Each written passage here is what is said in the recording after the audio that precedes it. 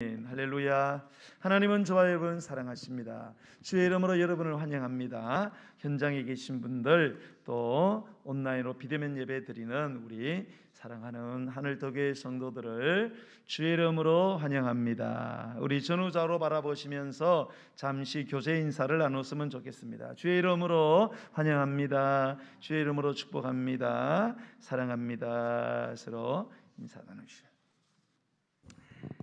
코로나19 사태가 지속됨으로 말미암아 세계적으로 우리 이 사람들의 생활 패턴이 완전히 변화가 되었습니다. 특별히 우울증 환자의 증가세가 더욱 가팔라지고 있다고 합니다. 이 우울증 환자의 이 증가로 인한 심각한 사회적 이슈로 제기되는 문제가 뭔가 하면 자살 문제입니다. 통계청이 발표한 바에 의하면 우리나라에서 하루에 37.8명이 우울증 때문에 극단적인 선택, 즉 자살을 시도하고 있다고 합니다. 이처럼 우울증은 단순히 우울증으로 끝나는 것이 아니라 자살 충동, 또 치매, 심혈관 질환, 뇌졸중 등에 영향을 미치는 것으로 알려져서 이에 대한 대책이 시급하다는 지적들이 있습니다. 무엇보다도 최근에 코로나19 이 사태로 사회적 거리가 강화되면서 우울증 환자들의 자살 충동은 심각한 사회적인 문제로 대두되고 있다고 합니다. 그래서 이 우울증 환자들 3명 가운데 2명은 자살을 생각을 한대요. 굉장한 퍼센티지죠. 3명 가운데 2명은 이 죽음에 대해서, 자살에 대해서 생각을 한다는 것입니다. 이처럼 우울증은 동서고금, 남녀노소, 빈부귀천을 가리지 않습니다. 우울증이 뭡니까? 이 감정적인 침체, 깔아앉는 거죠. 이 상태가 계속 지속되는 것을 말합니다. 그래서 스스로의 힘으로 이 감정 침체 상태에서 회복이 불가능합니다. 그래서 우리가 고무줄을 이렇게 쫙 당기면은 탁 놓으면은 쫙 줄어들어야 되는데 계속 이거를 당기다 보면은 어떻게 됩니까? 당기고 나도 그냥 그대로 있는 그 상태. 우울증이 바로 그러한 현상과도 같습니다. 이 우울한 감정이 장기적으로 계속되면 자신의 의지나 힘으로는 정상적인 감정의 상태로 회복이 되지 않는 그런 정서적인 장애를 우울증이라 이렇게 이야기합니다. 물론 이 우울한 감정은 주로 이제 부정적인 감정으로 다가오는데요. 뭐 슬프다든지 공허하다든지 열등의식, 부끄러움, 수치감 이런 것들로 많이 나타나는데, 이런 내가 그 우울한 감정을 가졌다고 해서 다 내가 우울증 환자다, 그건 아닙니다. 심리학자들에 의하면 대부분의 그 우울한 기분, 내가 어느 날 외롭다든지 슬프다든지 이런 것들은 2주 정도가 지나면 자연적으로 소멸된다고 합니다.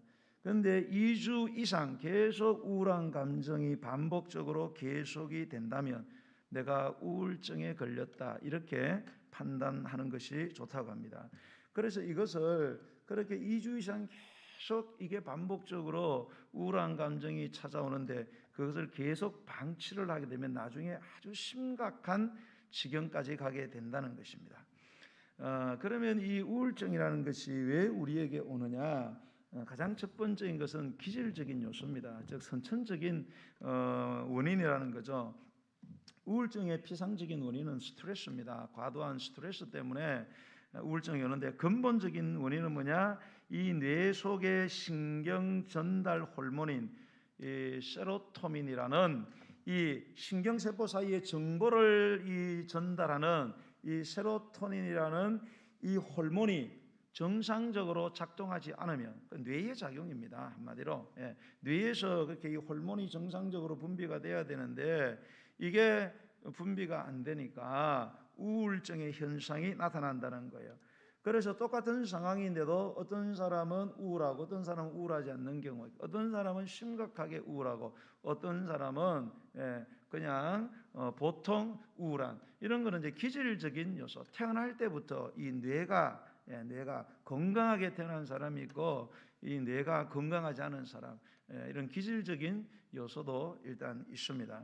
두 번째는 환경적인 요소입니다. 과도한 스트레스입니다. 일반적으로 우리가 너무 사랑하는 사람들, 주로 가족들이죠. 가족들을 갑자기 떠나보내게 될 때, 그죠? 뭐 사고나 병이나 이런 것들로 인해 가지고 갑자기 내 사랑하는 사람이 내 곁을 떠나버릴 때, 그럴 때 우울 증상이 나타납니다. 또 부부 같은 경우들은 뭡니까? 이혼을 하는 경우, 이혼한 뭡니까? 가정에서 자라나는 아이들. 어떤 사람은 직장에 열심히 다녔습니다. 직장에다 자기 인생 다 걸었는데 어느 날 뭡니까? 퇴근하라고, 영원히 퇴근하라고. 그렇게 직장에서 밀려날 때 우울 증상이 일어납니다. 또 여자분들 같은 경우는 고부간의 갈등이 일어날 때에, 그리고 부부관계가 좋지 않을 때에, 어떤 사람들은 자기가 어떤 목표를 정해놓고 될 줄로 알고 열심히 했는데 그것이 한 번, 두 번, 세 번 계속 실패하게 될 때, 도저히 안 되는구나 나는. 그러면 우울 증상이 나타나게 됩니다. 반대로 자기가 목표한 것을 충분하게 이루었는데도 우울 증상이 나타나는 경우 있습니다. 그거는 뭔가 하면 내가 원하는 것을 열심히 해서 이루면은 기쁠 줄 알았는데 공허한 거예요. 아무것도 아니네. 아무런 의미를 느끼지 못하고, 그럴 때에 뭡니까? 우울 증상이 찾아오기도 합니다. 세 번째는 심한 상처입니다. 트라우마죠, 트라우마. 이건 대부분 심리학자들에 의하면 어린 시절에 있었던 상처를 이야기합니다. 어린 시절에는 뭡니까? 일단은 생각하는 게 단순하잖아요. 그리고 저항할 수 있는 힘이 없잖아요. 그래서 사물이나 대상이나 현실을 이해할 수 있는 경우의 수가 적단 말입니다. 그러니까 어렸을 때의 어떤 일들이 나에게 이 타격이 오면은 이거를 뭡니까? 어른 때에 이렇게 생각하고 이해하고 또 경우의 수를 이렇게 넘겨짚을 수 있는 능력이 없어요. 그러니까 너무 단순하게 생각하는 거예요. 그러니까 그게 상처로 다가오는 거예요. 그게 아주 이 트라우마가 되어가지고 계속 그것이 뭡니까? 괴롭힘을 당합니다. 그래서 특히 부모들에게 학대를 당한다든지 방치가 된다든지, 막 젖달라고 하는데 엄마는 뭡니까? 급한 일 때문에 막 갔는데 막 우는데 끝까지 엄마가 안 나타나요. 그러면 엄마가 나를 버렸다, 나를 방치했다. 그러면 이제 그게 이 사랑하는 사람은 언제 나를 떠날 수 있다는 이런 이제 불안감들이, 트라우마가 계속 생기는 거예요. 또는 성적으로 수치심을 당한 경우, 이런 것들이 어릴 때는 이렇게 특별하게 안 나타나다가 성인이 되어 가지고 이게 우울증으로 발전해 가지고 나타나는 경우가 많습니다. 어린 시절 상처가 있는 사람들은 그러므로 대부분 이 자기의 상처로 인한 이 수치심, 이런 또 자기 자존감이 낮아진 거, 이런 거 숨기기 위해서 완벽주의적인 그 삶의 태도를 갖고 살아가게 돼 있어요. 그래서 어떻게든 나는 완벽하게 살아야지. 그러니까 늘 강박관념에 사로잡히게 됩니다. 뭐 일을 할 때 항상 쫓기는 거죠. 내가 날마다 일 안 하면 막 죽을 것 같고, 이런 강박관념. 그러니까 대인관계 능력이 떨어져요. 대인관계 여유가 없으니까 자꾸 급하게 하다 보니까 화를 내고 짜증을 내고, 그래서 우울증에 쉽게 빠지게 되는 경우가 세 번째입니다. 네 번째는 죄책감으로 인한 우울증입니다. 죄를 지으면 이게 사람들이 태어나면서 물론 좀 차이는 있지만은 이 양심이라는 것이 일반적으로 작동을 합니다. 누가 안 가르쳤는데도 죄를 지으면 양심의 가책을 느낍니다. 그리고 죄의식이 생겨요. 내가 죄를 지었구나.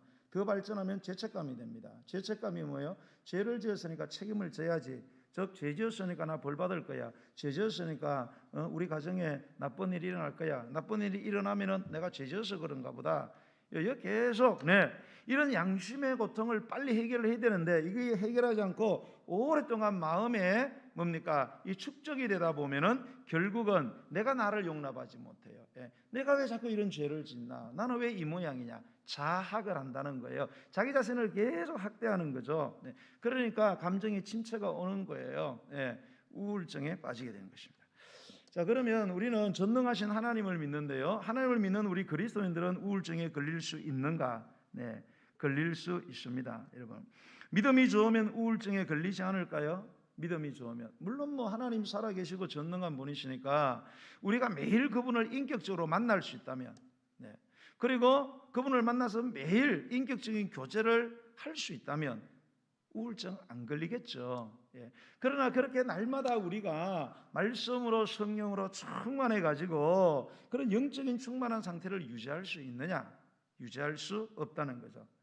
그렇다면 우리 그리스도인들도 얼마든지 우울증에 걸릴 수 있다는 이 사실을 받아들여야 합니다. 네. 심지어 여러분, 목회자들도 우울증에 심각하게 시달리는 경우가 굉장히 많고요. 예. 목회자보다 목회자 부인들이 이 우울증에 시달리는 경우들은 더더욱 많습니다. 그 중심병원에 가면은 뭡니까? 한 10명 가운데 한 3명은 사모들이 거의 있다 그러잖아요. 교인들이 목사한테 말 못하고 사모한테 다 이야기해가지고 스트레스 하도 받아가고 그래갖고 비싼 옷 입으면 비싼 옷 입어야 그렇다. 밝은 옷 입으면 밝은 옷 입는다. 어두운 가면 어두운 옷 입는다. 이렇게 말이 많아요. 여러분은 말 안 해주니까 너무 고맙습니다. 고맙습니다. 아멘 좀 해요. 아멘 좀. 사람 잡지 말고. 아이고, 사람 잡는 교회들 많더라고요. 여러분, 그 19세기 여러분이 잘 아는 영국의 부흥운동의 시작에 기억한 위대한 설교가 열정적인 사역자 스펄전 목사님이죠. 수많은 영혼을 아주 탁월한 설교로 주께로 많이 인도해서 설교의 황태자라. 그렇게 이분도 만성적인 우울증이 있었습니다. 평생 우울증으로 시달렸어요. 이 부분의 목회 사역의 대부분은 심각한 병리적 우울증으로 시달렸습니다. 이분은 1년에 2달이나 3달 정도 강단에 못 섰어요. 우울증 때문에 설교를 할 수가 없어요. 그래서 1년에 2달이나 3달은 항상 뭡니까? 조용한 섬으로 가가지고 거기에서 휴양을 하고 돌아올 정도로 그렇게 우울증, 중증 우울증을 앓았어요. 1866년 스펄전은 그의 설교 도중에 이런 이야기를 했습니다. 성도들 향해서 저는 아주 심한 우울증에 시달리고 있습니다.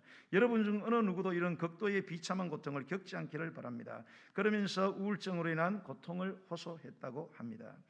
특히 우울증의 어두운 면과 고통에 대해서 말할 때에 우울증과 투정했던 그 종교개혁자 루터의 말, 고통은 내 도서관의 최고의 책이다라는 말을 루터가 했는데요. 이 말을 종종 인용했어요. 더 나아가서 스펄전은 그 고통의 책 중에 최고의 페이지는 가장 어둡고 우리 영혼이 침몰할 때를 기록한 그 페이지인데 그 페이지의 이름은 우울증이라는 페이지다. 이렇게 이야기를 했습니다.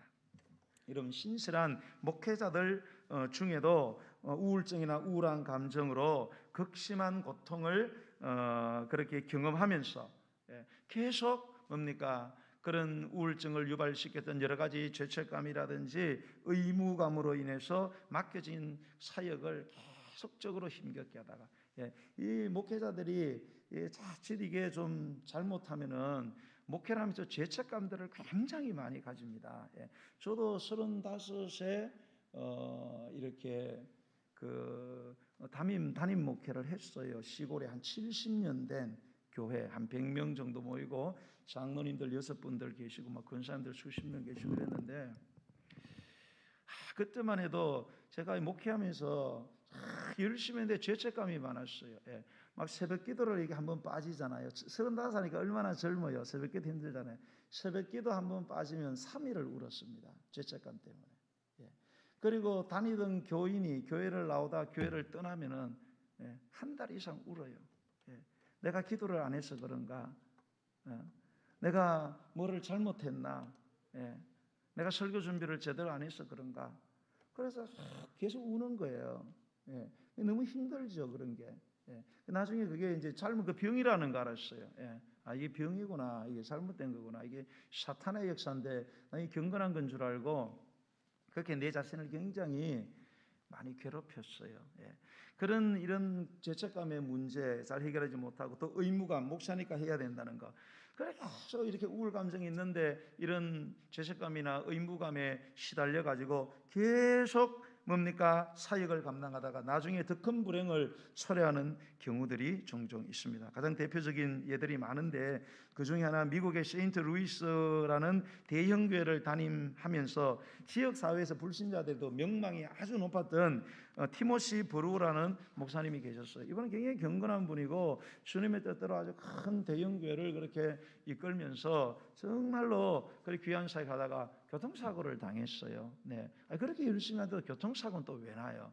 그 교통사고를 당하다가 그거를 극복을 못하고 나중에 우울증이 왔습니다. 우울증을 결국 극복 못해서 자살을 선택하게 되었어요. 그래서 목사가 자살을 했어요. 그래서 교회 안팎에 많은 사람들에게 충격을 안겨주기도 했습니다. 여러분, 이 성경에 등장하는 그 위대한 믿음의 인물들, 그들도 보면은 이 우울 정세로 고통을 호소한 것이 굉장히 많습니다. 오늘 우리가 읽은 본문에 나오는 엘리야도 그 사람 중에 한 사람입니다. 여러분, 엘리야가 누굽니까? 네, 율법의 대표자는 모세고 선지자의 대표자는 뭡니까? 엘리야입니다. 모든 선지자의 위대한 모델은 엘리야입니다. 엘리야가 그만큼 하나님 앞에 훌륭했고 능력자라는 거예요. 그가 기도하니까 3년 반 비가 안 와요. 이슬도 안 내립니다. 또 기도하니까 또 비가 내립니다, 여러분. 그 기근이 왔을 때 하나님이 그 이방 땅 사렙다 과부에게 가가지고 거기서 살아라 그래가지고 거기에 가가지고 가보니까 뭡니까? 이제 아들 하나 하고 지금 나뭇가지로 불 떼가지고 기름 조금 있는 거 하고 밀가루 조금 빵 만들어 가지고 먹고 죽으려고 하는데 그거 나 먼저 주고 나무만 먹어라. 남을 게 뭐가 있어요? 그래도 순종하고 그렇게 주니까 줄 때에 뭡니까? 엘리야가 네 기름병에 기름이 안 떨어지고 그 가루통에 가루가 안 떨어지리라 했는데 정말로 기근이 끝날 때까지 3년 6개월 동안 기름병에서 기름이 계속 나오는 거예요. 그 가루통에서 가루가 계속 나오는 거예요. 이런 기적의 사람. 나중에 이 과부의 아들이 죽습니다. 과부의 아들이 죽었을 때에 엘리야가 가가지고 부르짖어 3번 기도하니까 좀 특이한 방법을 했어. 아이 몸 위에 자기 몸을 포개고 올라가서 그래서 부르짖어 기도하는데 애가 살아난 줄로 믿으시기 바랍니다. 대단한 사람이죠. 엘리야가 보통 사람이 아니에요. 자, 그리고 이 사람이 이제 오늘 이 본문의 배경이 되는 게 뭔가 하면 당시에는 아합이라는 왕이 북방 이스라엘을 다스리고 있었는데 이 아합은 그 이방의 나라에 그 아주 바알과 아세라를 숨기는 그 왕의 그 딸 이세벨이라는 그 이방 왕의 딸하고 이렇게 정략 결혼을 했어요. 그 결혼했는데 이 여자가 아주 악한 여자예요. 아주 악해가지고 그냥 하나님을 믿는 사람부터 하나님을 섬기는 그 제사장들은 정말 제사장이나 선자들은 전부 다 죽였어요. 씨를 말리는 거예요. 싹 다 죽여버립니다.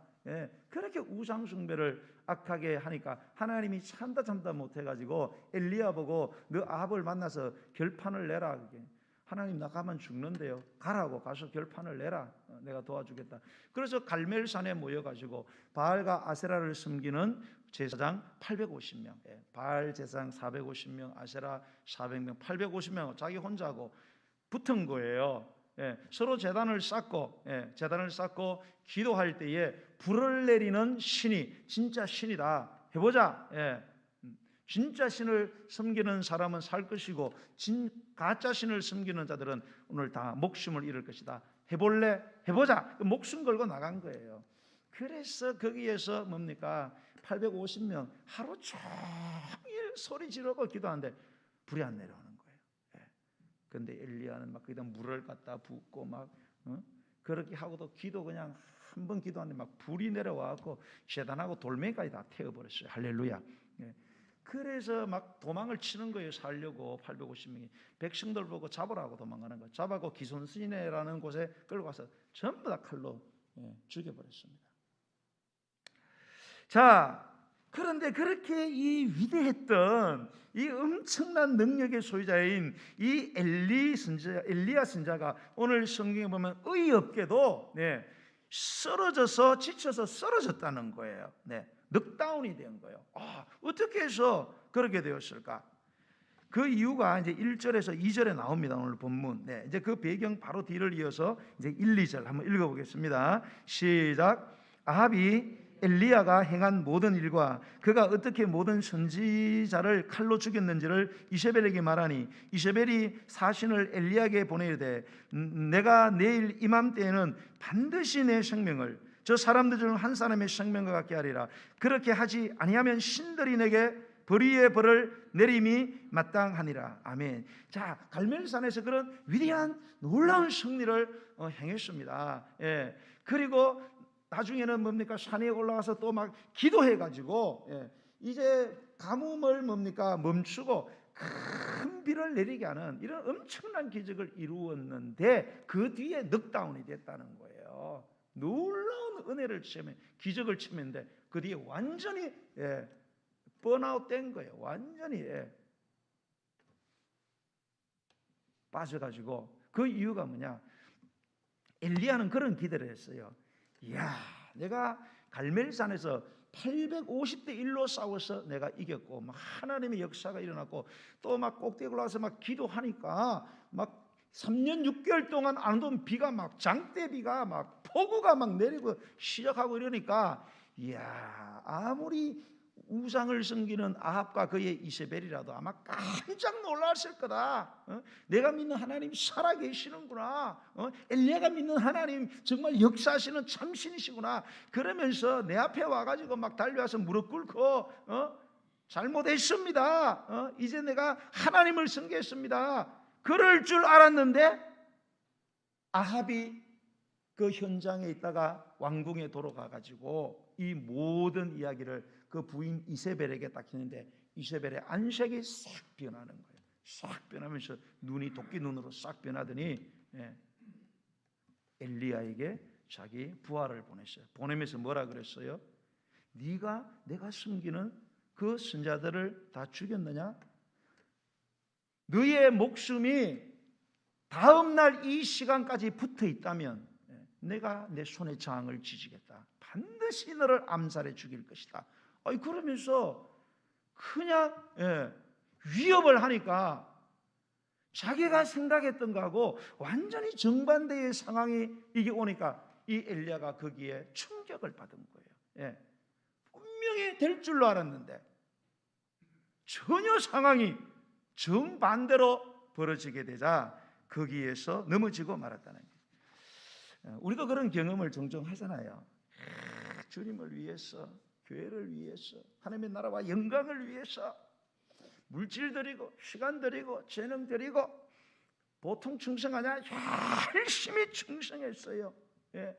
그런데 아무도 알아주지 않습니다. 오히려 열심히 했더니 비난당하고 조롱당하고 하나님께서는 분명히 충성하는 자에게 죽도록 충성하라. 생명의 멸류관을 주리라. 믿고 축복할 줄 알고 열심히 했으면 상황이 좀 나아져야 되잖아요. 그런데 나아지기는 그냥 하는 일마다 더 꼬이는 거예요. 여러분 그러면 어떠세요? 막 될 줄로 알고 막 열심히 했는데 바뀌는 게 한 개도 없어. 그냥 본전이라도 좋은데 본전도 아니야. 하는 일마다 실패하고 더 안 될 때에 누구나 신앙인이라도 나도 모르게 낙심하게 되는 거죠. 하나님에 대해서 실망하고 스스로 무력감에 빠지게 되고 영적 침체를 경험하게 되는 것입니다. 여러분 오늘날은요 이 전쟁이나 범죄로 인해서 죽는 사람의 숫자보다 우울증으로 인한 자살자가 더 많다는 사실을 여러분이 아셔야 합니다. 이것은 우울증이라는 것이 사회적, 영적, 육체적 원인이 이 복합적으로 작용해서 생기는 것이며 아직도 이 우울증에 대한 원인이 완전히 뭡니까? 찾지 못하는 이 원인을 그런 모호한 면이 있는 질병이라는 사실을 시사해 주고 있어요. 따라서 여러분 의사도 환자도 그리고 예수 믿는 사람도 그리고 기독교 목회자도 이 우울증을 함부로 판단해서는 안 된다는 거. 이게 상당히 미묘한 부분이 있고 이 원인이 정확하게 뭐다 이거를 딱 찾아내지 못하는 거예요. 그러니까 우리가 우울증 환자를 대할 때에 뭡니까? 조심해야 된다는 거예요. 겸손해야 된다는 거예요. 여러분, 종교개혁의 그 믿음의 용장이 누구예요? 마틴 루터잖아요. 그런데 이 마틴 루터도 엄청난 우울증을 겪었다면 여러분 믿으시겠어요? 루터도 그 루터의 글을 보면요, 야, 이게 루터가 이런 말을 할 수 있나? 예. 어떤 데 보면 막 마귀에게 막 빕니다. 막 제발 좀 나를 시험하지 말아라고. 어? 하나님은 낮에는 일하고 밤에는 자라고 그랬는데, 마귀여 당신도 밤에는 좀 자라고 왜 밤에도 나를 이렇게 괴롭히냐? 그러면서 그 우울증 때문에 이 루터가 엄청난 고생을 했습니다. 우리 이 장로교를 창시한 존 칼빈, 그 아까 말했던 스풀전, 그다음에 감리교 창시자인 존 웨슬레, 이 사람들 엄청난 우울증을 앓았습니다. 성경 속에는 누가 있어요? 모세, 여러분이 잘 아는 욥, 그리고 다윗. 그 글들을 읽어보세요. 모세 같은 경우도 40년 지나면서 이스라엘 백성들이 너무 범죄하니까 하나님 나를 차라리 죽여달라고, 내가 저들의 부모냐고, 도저히 못 견디겠다고, 차라리 나를 죽여달라고 막 이렇게. 욥도 마찬가지지요. 내가 왜 태어나서 엄마 뱃속에서 유산이 됐어야 되는데 태어난 게 내가 저주다 막 이런 소리하고. 지금 엘리야도 마찬가지예요. 곳곳에 이 우울증으로 호소하는 그 위대한 신앙인들을 발견하게 됩니다. 심지어 예수님도요, 우울한 감정을 우리 대신에 경험하셨어요. 예수님께서 죽기 전에 여러분, 죽음이 내일이라는 것을 예수님 알고 계셨어요. 겟세마네에 올라가는데 얼마나 고민이 되고 얼마나 힘드셨겠어요. 그래서 눈물로 기도하면서 통곡하며 기도했어요. 그런데 그 겟세마네 동산에서 그 하나님께 나아가 기도할 때에 마가복음에 보면 이 예수님이 하나님을 어떻게 부르느냐? 아빠 아버지요 이렇게 부릅니다. 아빠 아버지요. 주기도문가를 읽을 때는 하늘에 계신 우리 아버지요. 그런데 이 겟세마네 동산에서는 처음으로 아빠 아버지요 이렇게 이야기합니다. 그게 무슨 의미겠어요? 아빠 좀 봐달라는 거죠. 나 내 아빠 아니냐 이거예요. 내 이 산이 그냥 좀 지나가면 안 되겠냐고. 너무너무 고통스럽고 견딜 수가 없다. 그런데 이분이 결국은 뭐예요? 십자가에 달려서 십자가에서 가상칠언이 있잖아요. 7마디의 말씀을 하셨는데 그 중에 하나가 뭐예요? 나의 하나님, 나의 하나님, 어찌해서 나를 버리셨습니까? 더 이상 아버지라고 부르지 않습니다. 나의 하나님, 나의 하나님, 어떻게 당신이 아버지가 자식을 버릴 수 있습니까? 왜 이런 기도를 하게 됩니까? 견디기 힘든 고난 속에서도 예수님은 아버지 하나님만 의지했거든요. 그런데 문제는 뭐예요? 상황이 변하지 않더라는 거예요. 그러니까 영적 침체가 오더라는 것입니다. 그래서 우리 그리스도인들도요, 얼마든지 이 우울한 이 우울증을 앓을 수 있다는 사실을 꼭 인정을 해야 되는데요. 이 많은 성도들이 믿는 사람들은 이 우울증에 대한 좀 편견이 있어요. 편견. 예수님도 우울증을 갖고 계셨는데 어떤 편견이냐? 믿음이 온전하다면 우울증에 걸릴 이유가 없지 않느냐? 그러면서 이걸 믿음의 문제로 자꾸 밀고 나간다는 거예요. 그래서 우울증을 앓는 그리스도인들을 보면 당신이 믿음이 없어서 그렇다. 기도를 안 하니까 그렇지. 이런 식으로 뭡니까? 이야기를 한다는 거예요. 기독교 상담학의 아버지가 게리 콜린스라는 사람입니다. 이 사람이 우울증에 대해서 다루면서 우울증이 걸리는데 신체적인 증상이 자꾸 나타나요. 병원에 갔는데 특별한 육체적인 어떤 원인이 없어요. 그런데 자꾸 몸이 자꾸 반응을 하는 거예요. 자꾸 아프고. 그래서 이거 상담을 받아봐야겠다. 그래서 상담을 받았는데 호전이 되지 않아요. 그러면 반드시 유능한 상담가에게 뭡니까? 자기의 그 우울증을 위탁해야 된다는 거예요. 이 우울증 환자들이 당하는 고통 가운데 가장 큰 고통은 뭔가 하면 내가 우울증을 겪고 있다라는 것이 아니고 자기가 그냥 환자로 이렇게 단순하게 대접을 받으면 되는데, 우울증 환자들은 사람들이 보면, 예수 믿는 사람들은 당신 영적으로 문제가 있는 사람이구나, 정신적으로 뭐가 좀 문제가 있는 사람이구나 이렇게 인식한다는 거예요. 여러분, 이런 인식이 사라지지 않는다면 우리 크리스찬 우울증 환자들은 더욱 음지로 들어가서 극한 상황으로 가는 확률이 높아지게 된다는 것입니다. 자, 여러분, 육체가 아프면 병원에 가세요, 안 가세요? 안 가요? 당연히 가죠. 그거 당연한 걸로 생각해요? 부끄러운 걸로 생각해요? 당연한 거잖아요. 부끄러운 게 아니잖아요. 내가 감기가 걸려서 병원에 가요. 부끄러운 거예요? 당연한 거잖아요. 다리가 부러졌어요. 병원에 가는 게 부끄러운 거예요? 당연한 거잖아요. 여러분, 사람이 몸으로만 되어 있는 게 아니잖아요. 사람 속에는 뭡니까? 영이라는 영혼이 있어요. 영혼. 예. 뭐 영과 혼을 이렇게 좀 나누어서, 영은 우리가 생각하는 완전한 영, 혼은 우리의 정신 세계라 이렇게 생각하는데, 어쨌든 우리가 이 생각하고, 생각하는 정신적인 면, 그리고 하나님과 소통하는 이 영적인 영이 있는데, 여러분, 이게 도대체 어디 있습니까? 여러분, 우리 몸하고 결합되어 있잖아요. 여러분, 영이 머리에 있습니까? 아니면 심장에 있습니까? 폐에 있습니까? 어디 있습니까? 우리 온몸과 결합되어 있어요, 여러분. 그래서 육이 괴로우면 뭐예요? 마음이 괴롭고 영이 괴로운 거예요. 그죠? 그 육체가 자꾸 괴로우면 신앙에서 자꾸 떨어지는 거예요. 왜요? 이게 영이, 정신이 우리 몸하고 전체적으로 완전히 뭡니까? 결합이 되어 있기 때문에 그래요. 그래서 여러분, 그렇다면 육체가 아프면 당연히 의사를 찾아야 돼요. 그러면 내가 정신이 아프고 영이 아파요. 그러면은 의사를 찾아가야 돼요, 안 찾아가야 돼요? 찾아가야 돼요. 부끄러운 거예요? 아니에요. 당연한 거예요. 그런데 그걸 부끄럽게 생각한단 말입니다. 저도 많이 이제 힘들 때 정신과에 간 적이 있어요. 정신과 문을 들었을 때 엄청나게 울었습니다. 제가. 우리 집 사람이 저를 끌고 정신과를 데려가는데 정말로 많이 울었어요. 정말 안 가고 싶은데 어떻게 목사가 정신과에 가냐. 끌고 가니까 너무 불안해서 안 되는.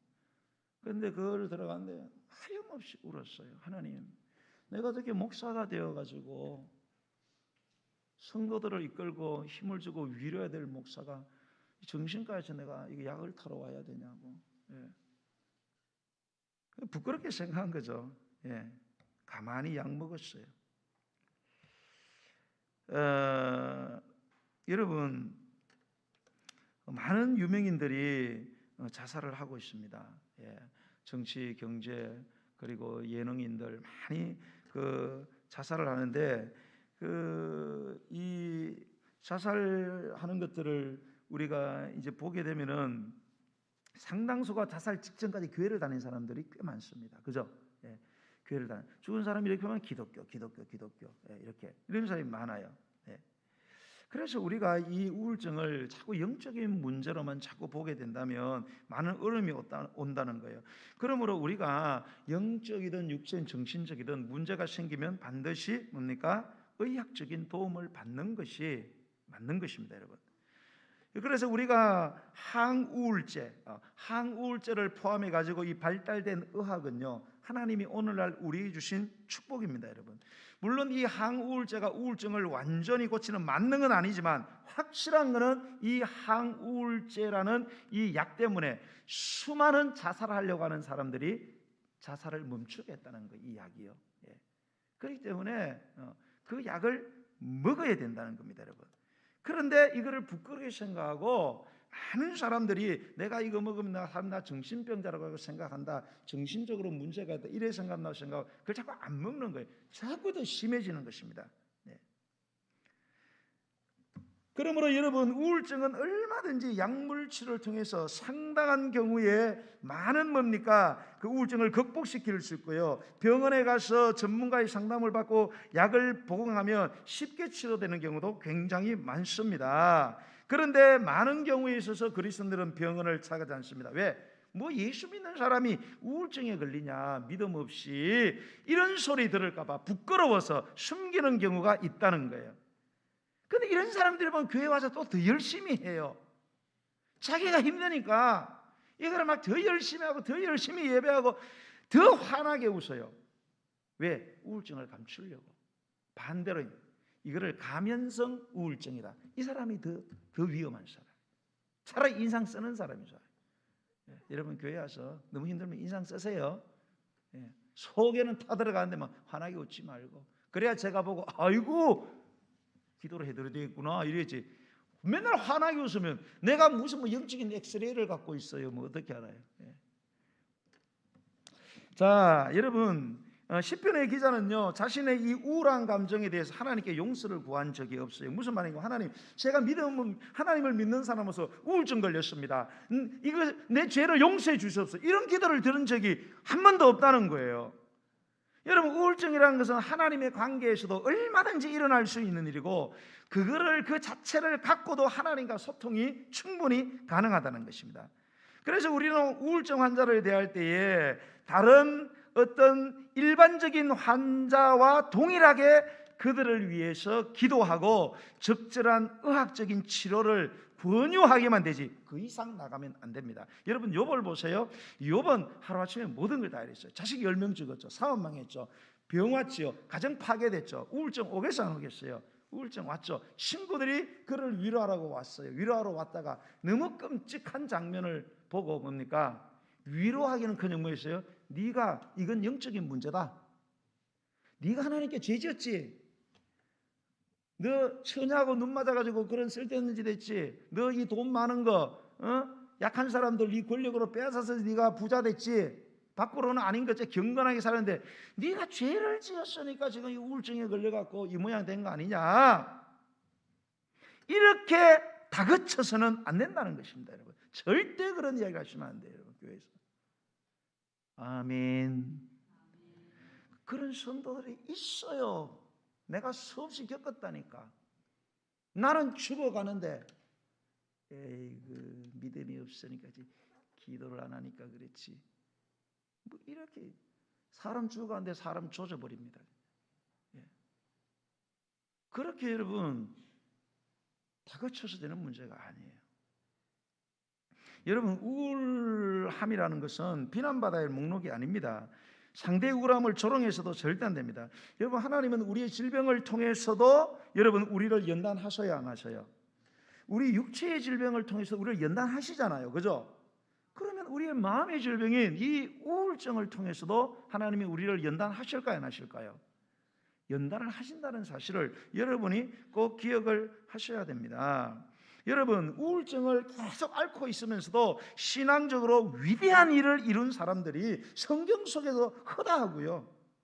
그리고 기독교 역사에도 우울증을 그대로 계속 갖고 있었어요. 치료가 안 됐어요. 그런데도 위대한 하나님의 일을 이룬 사람들이 한두 명이 아니라는 사실을 우리가 기억해야 합니다. 많은 이 신실한 그리스도인들이 사역자들이 평생 심각한 우울증을 앓고 있었지만 자신의 삶을 끝까지 주님의 이름으로 섬기는데 힘을 썼다는 거예요. 그들의 이러한 삶의 자세는 우울증과 정서적인 문제를 갖고 있는 사람들에게 많은 도전이 되는 것입니다. 실로 그들은 정서적인 어려움 가운데서도 좌절하지 않고 하나님을 신뢰하면서 천국을 향하여 계속해서 걸어갈 때 하나님은 그들의 고난 중에 함께 하신 줄로 믿으시기 바랍니다. 그래서 이 우울증은 우리가 잘 선용을 하기만 하면은 많은 영적인 깨달음을 얻게 될 수 있는 하나의 도구가 될 수 있습니다. 자, 그러면 우리가 현실적으로 좀 영적으로 어떻게 이 우울적인 감정 이거를 우리가 오히려 선용할 수 있을까? 그리고 극복해서 승리하는 신앙인이 될 수 있을까요? 자, 오늘 본문 한번 5에서 8절까지 한번 읽어보겠습니다. 5절로 8절 시작.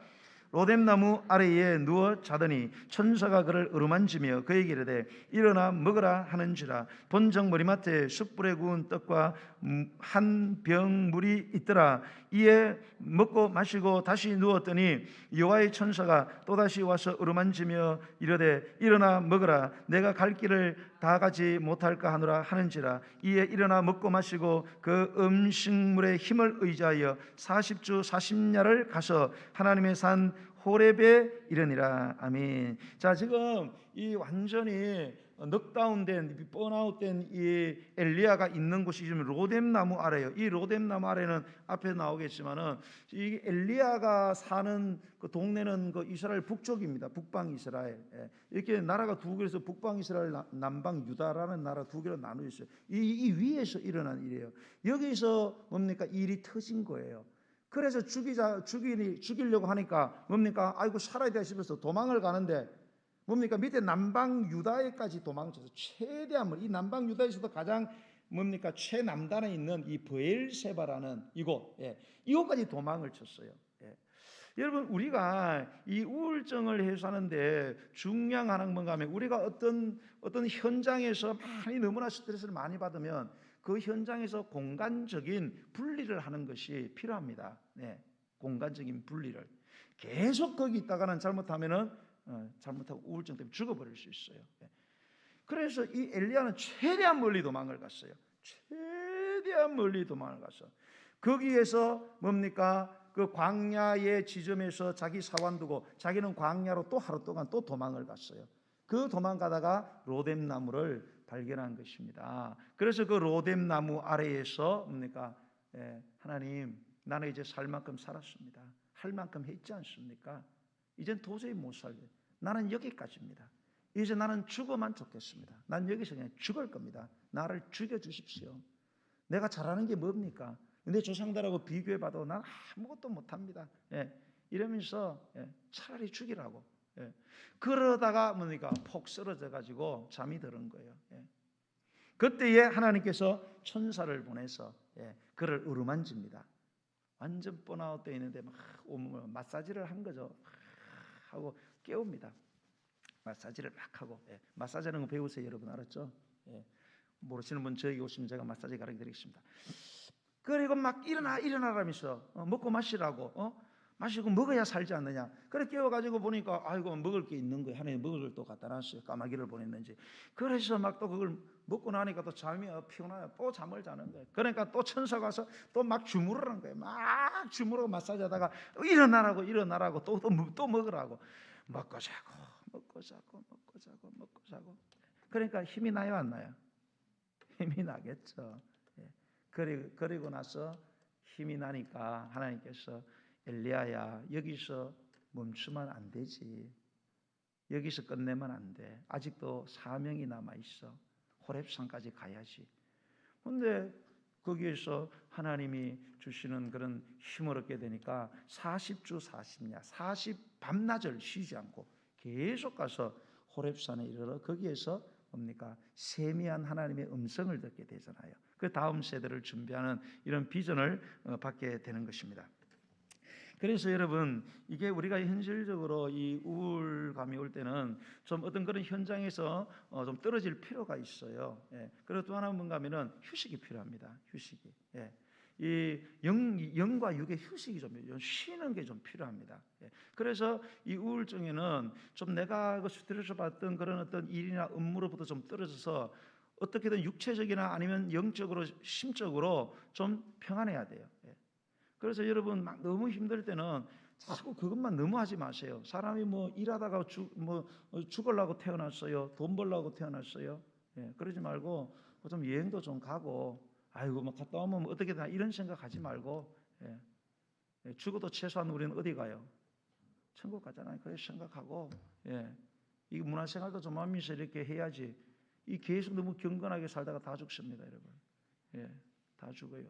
그러지 말고 뭔가 좀 이렇게 가족끼리 나가서 바람도 좀 쐬고 저것도 좀 하고 이래야지. 뭐 맛있는 거 먹고 이래야지. 저는요 옛날에 처음 목회할 때 35세 있잖아요. 강단에서 성도들 보고 여러분은 5,000원 이상짜리는 밥을 먹으면 안 됩니다. 그거는 죄입니다. 저는 이랬어요. 그러니까 세상에 배가 고파서 죽어가는 사람들이 얼마나 많은데, 세계적으로 기근 때문에 죽어가는 애들이 얼마나 많은데, 도와줄 선교사들이 얼마나 많은데, 그런데 뭔 놈의 밥을 처먹는데 10,000원, 20,000원짜리를 처먹냐고 5,000원짜리 하루만 먹으라고 저는 막 이랬어요. 이제 병이 오겠어요, 안 오겠어요? 보기엔 되게 경건하잖아요. 병이 안 올 수가 없어요. 그게 머리 도는 거지. 왜? 그렇게 해도 막 7,000원, 8,000원짜리 사 먹거든 성도들이. 그러니까 스트레스 받는 거예요 제가. 이렇게 내가 하나님의 심정으로 이야기하는데 말도 안 듣는구나, 이러면서 그렇게 스트레스 받는 거예요. 괜찮아요. 비싼 것도 한 번씩 사 드시고, 비싼 거 먹는다는데 10만원짜리 20만원짜리도 한 번씩 사 드시고, 맨날 먹는 거 아니잖아요, 그죠? 그래서 이거를 해소를 시켜야 됩니다. 해소를 시켜야 이 끝나는 것이지, 계속 경건을 주장하다가는 다 죽습니다. 여러분, 스펄전의 경우에는요, 그런 자기가 해야 될 목회와, 이 사람도 책을 많이 썼어요. 책을 출판을 하고 이런 사익적인 부담이 굉장히 많았어요, 시간적으로. 그래도 이분은 매년 장기간의 휴식을 취해야 되잖아요. 2달, 3달은 뭡니까? 반드시 강단을 비우고 다른 사람에게 맡겨놓고 뭡니까? 휴식을 취했습니다. 이러한 휴식이 있었기 때문에 그런 신체적인 질병도 많았거든요. 그리고 이런 정신질환, 중증의 이 우울증을 겪었지만 그런 도전 가운데서도 사역을 훌륭하게 감당할 수 있던 이분이 지혜롭게 뭡니까? 장기간의 휴식을 적절하게 취했기 때문에 그렇습니다. 그래서 이분은 이 우울증을 과로와 연관을 시켰어요. 우울증이 오는 것은 너무 일에 미쳐서 그렇다는 거예요. 너무 일에 미쳐가지고 이분은 이제 교회 일에 미친 거죠. 저도요, 전도사 시절에는요, 이렇게 목사 되고 제가 저쪽에 서울에 길동에 그쪽에 있을 때 저는 아침에 새벽에 바로 새벽에 4시에 나가면요, 저녁에 12시나 1시에 들어왔어요. 그것도 4시에 또 일어나. 난 잠을 몇 시간 자요? 3시간 잡니다. 나는 집에 안 가요. 왜요? 계속 일을 해야 돼. 그래야 주님이 기뻐하시나요? 애들은 내 얼굴 못 보는 거예요. 잘 때 나갔다가 잘 때 들어오니까. 그래서 심지어는 거기 있을 때 담임 목사님이요, 6시 되면은 교회 문을 다 잠가라 그랬어요. 누구 때문에? 이우영 목사 때문에. 집에 쫓아보내려고 계속 교회에서 일을 하니까. 병이 오겠어요, 안 오겠어요? 병이 오지요. 그러면 정상적인 사고를 할 수 없어요. 정상적인. 그러면 정상적인 교인들을 내가 이해하겠어요? 나는 막 이렇게 미치듯이 일하는데 대충 이렇게 신앙생활하는 성도들이 내 마음에 차겠어요? 안 차요. 좋은 설교 나오겠어요? 안 나와요. 계속 책망을 하는 거지. 그래서 이 스펄전은 이 우울증을 과로와 이 연관을 지으면서 이 휴식의 필요성을 이제 목회를 해야 될 목회 후보생들에게 당부를 하면서 이렇게 말했어요. 끊임없이 이어지는 수고 중에도 이런 괴로움이 찾아올 수 있습니다. 활을 계속해서 당겨놓으면 언제 부러질지 모르는 법입니다. 육체에 잠이 필요하듯이 정신에도 쉼이 필요합니다. 휴식의 시간은 결코 낭비하는 시간이 아닙니다. 그것은 신선한 힘을 모아주며 결국 시간을 절약하는 것이 됩니다. 이렇게 했어요. 제가 한 7, 8년 전에 뇌출혈로 쓰러졌어요. 그래서 내가 병원에 있으면서 읽었던 책이 하프타임이라는 책이었어요. 하프타임 아시죠? 경계하다가 중간에 쉬는 하프타임 시간. 그 책을 읽고 제가 처음으로 깨달은 놀라운 사실이 뭔가 하면 휴식도 사역이다. 그 책에 그 말이 있더라고요. 그리스도인들, 특히 그리스도인 사역자들이 휴식을 취하는 것도 사역이다. 이런 깜짝 놀랐어요. 왜 그런가 하면요, 우리 목회자들은 휴일이 언제예요? 월요일이잖아요. 금요일부터 계속 돌아서 주일까지 계속 설교 준비하고 집회한다니까 막 정신 돌아버리거든요. 신경이 날카로워져요. 주일날 이렇게 여러분은 편안하게 설교를 듣지만 저는 이 설교를 준비하기까지 수없는 시간을 해가지고 긴장을 하고 그렇게 하고 생각을 하고 다듬고 컴퓨터에 들어가요. 파란색도 하고 콤마도 치고 여기는 잘라야지, 여긴 천천히 이야기해야지, 막 이렇게 설교를 준비를 하거든요, 여러분. 그러니까 자지 마세요. 나는 그렇게 설교를 준비한다니까. 설교문을 보세요, 여러분. 다 그렇게 돼 있어요. 그러면 이제 월요일날 쉬어야 되잖아요. 근데 나는 월요일날 안 쉬어요, 저는요. 지금은 쉬어요. 저는 처음 목회할 때는 안 쉬었어요. 쉰 지 불과 몇 년 안 돼요, 저는요. 왜? 성도들은 주일날 와가지고 예배드리고 월요일부터 직장 나가는데 어떻게 목사가 쉴 수 있냐 이거예요. 그리고 교회 나가요, 저는 안 쉬고. 그러니까 우리 집 사람이 여보 제발 월요일만큼은 가족과 같이 하자. 뭔 소리냐. 지금 성도들은 지금 직장 나가서 피를 흘리고 지금 전쟁터에서 일하고 있는데 병 나겠어요 안 나겠어요? 하도 매달리기를 교회 안 나갔어요. 교회 안 나는데 머릿속에는 계속 교회 생각만 하는 거예요. 말만 하면 교회 이야기. 그리고 우리 사람이 제발 교회 이야기 좀 하지 말아라고. 좀 우리 이야기 좀 하자고. 그러니까 병이 오는 거예요. 그러니까 피가 혈관이 터지는 겁니다.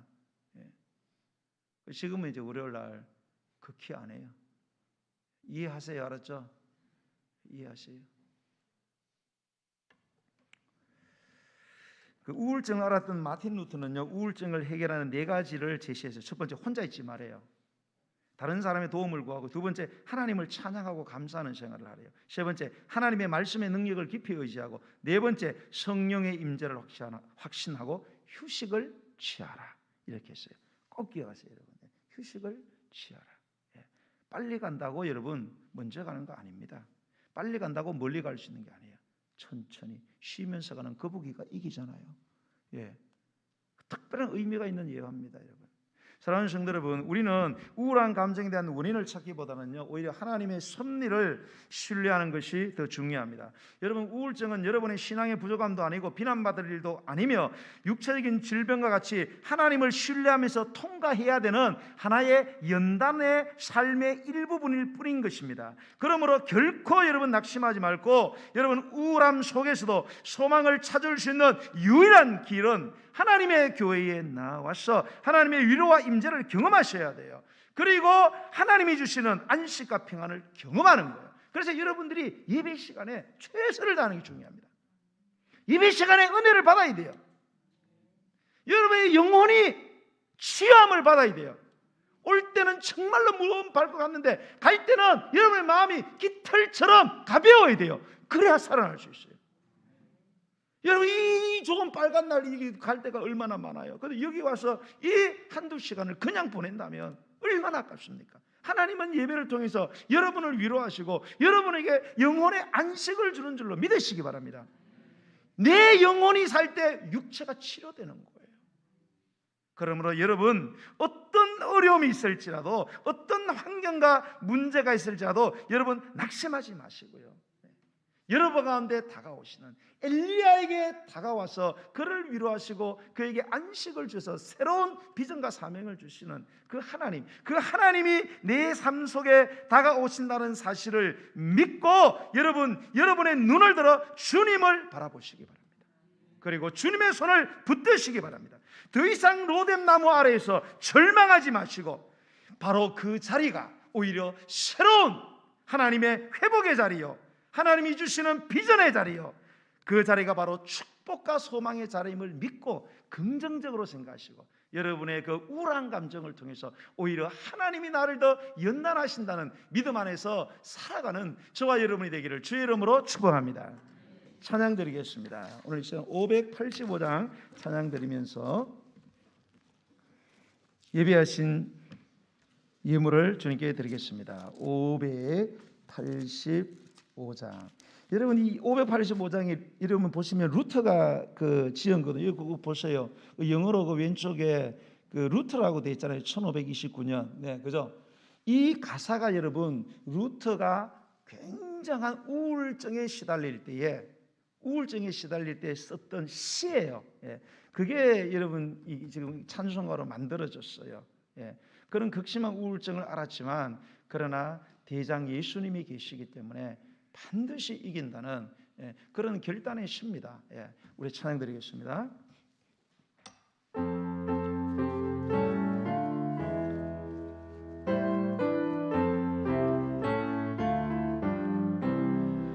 내 저는 강한 성에요 방패와 병게 되시니 큰 환난에서 은혜를 구하여 내시리로다. 옛 원수 마귀는 이때도 힘을 써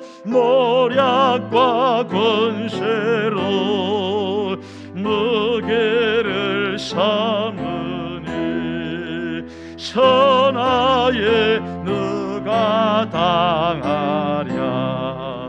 내게만 의지할 때는 패할 수밖에 없도다. 헤매는 장서 나와서 날 대신하여 이 장서 누군가? 이 장서는 주 예수 그리스도, 주 예수 그리스도 만군의 주로다. 당할 자는 반드시 이기리로다.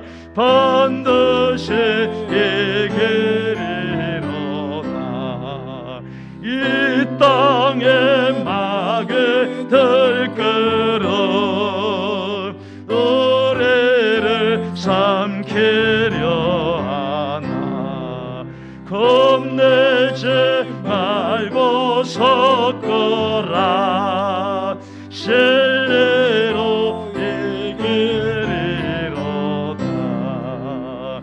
신족과 재물과 명예와 생명을 다 빼앗긴데 진리는 살아서, 진리는 살아서 그 나라 영원하리라. 오늘 이 시간 우리 기도하기 원합니다. 여러분, 코로나19가 계속 지속이 되면서 우리의 삶 속에 생각하지 못했던 너무나 감당이 많은 변화들이 우리에게 일시에 타격을 주고 다가왔습니다. 그래서 많은 사람들이 어려움을 겪고 고통을 당하고, 또 우리 믿는 사람들은 이렇게 현장 예배 드리는 게 어려워지면서 자꾸 하나님과 멀어지게 되고 우리 자신을 자꾸 타협하게 되는, 그러다 보면 여러분 영적으로 계속 침체가 일어나게 되고 나중에는 여러분 세상에 빠져서 어려운 일을 당하게 되는 것입니다.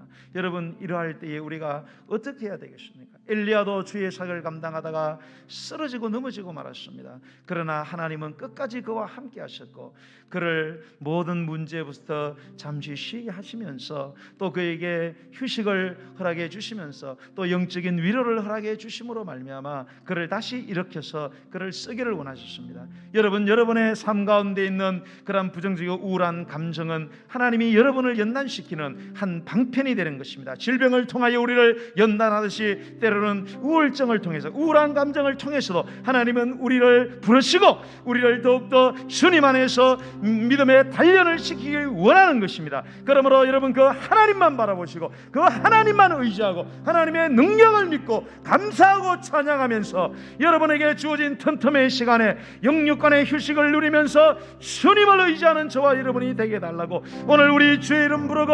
기도하겠습니다. 주여, 아버지여, 감사합니다. 고통 많고 슬픔 많고 절망 많고 아버지 하나님이여, 수치가 많고 소망 없는 이 세상을 살아가는 우리들에게 오늘도 주의 말씀을 통하여 우리가 그런 삶의 현장에서 겪는 감정적인 침체로 인하여 주여 살아갈 소망을 잃어버리고 주여 영혼의 주눅이 들고 우리가 감당해야 될 일들을 감당하지 못하며 손을 놓을 때가 얼마나 많습니까?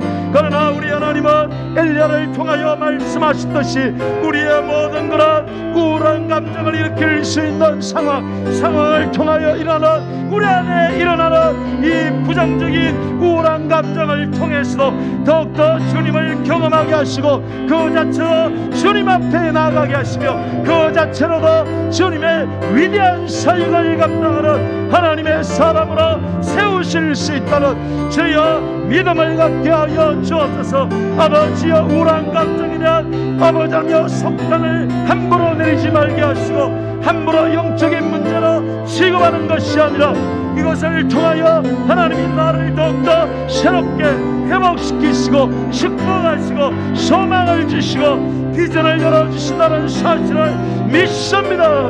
아버지여, 이제 내 자신의 우울한 감정과 아버지 다른 사람의 우울한 감정에 대하여 우리가 겸손하기를 원합니다. 참으로 우리가 그들을 사랑하는 마음으로 위로하기를 원합니다. 함께하기를 원합니다. 주여 역사하여 주옵소서.